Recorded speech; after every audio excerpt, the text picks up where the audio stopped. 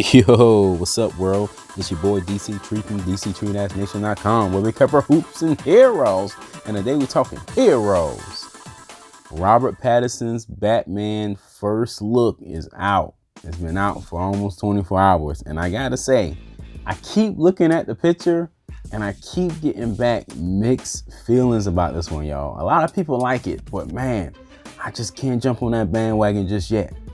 But before I jump too deep into it, if you like my content, please sub to the channel. Okay, let's jump right into it. I know I probably should wait until the entire costume is revealed, but this topic is on fire right now on the internet and I just had to talk about it. And I just do not like the mask. I can't get a handle on it. If you didn't tell me it was a Batman mask, I wouldn't know it was a Batman mask. Now granted, they leaving the ears out of the picture, out of the video, but it's giving me mad Daredevil vibes. And I know they had to know that it looked like Daredevil. So why would you enhance the Daredevilness of the suit by putting this red light and this red hue on it? It looks just like a Daredevil Netflix special. So that hurts it immediately. And I don't understand why his jawline is so exposed. I'm like, this Joker's gonna be fighting crime. Why would he have a jawline that exposed? Is this the 1960s Adam West or something like that?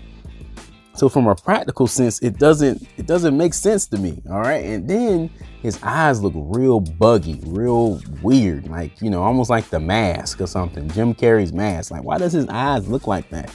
And I know I'm being picky, but man, Batman has to be done right. You have so many things you can reference for an awesome cowl, things that haven't been done before. So it's really no excuse of messing up the mask as much as they seem like they're doing. Like, it just looks really weird. Almost looks like cosplay, man. I don't know. I'm just not in love with the cowl. Now, I will say the suit itself looks very tactical, looks very menacing, looks very awesome, man. I love how the suit looks. It's very reminiscent to the Arkham games and whatnot. And the story behind the bat signal is that it's made out of pieces of the gun that killed Bruce Wayne's parents. Now, from a story perspective, that sounds very cool. But then it doesn't really make sense because I'm thinking, okay, does he wear the same suit every time he goes out there? Would that be very Batman-like for him to have one suit?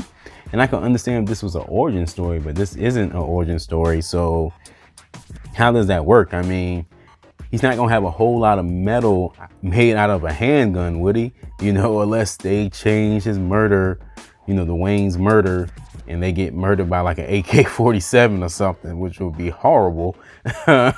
Very, very blatant and violent.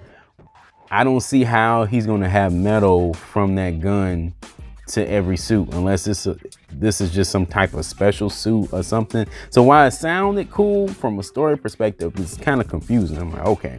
And then, although I like the suit and how it's built, it kind of contradicts the mask. Because again, if you're wearing a tactical suit, you're going to make sure you're covered up as best you can.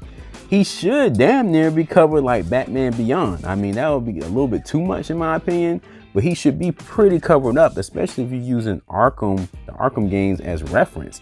That Batman is completely covered, ready for war, and he's a really bulky Batman. So I'm kind of curious on whether Robert Pattinson has put on the weight to play this role, because there's been rumors that he hasn't been able to put on muscle. So I'm curious about that.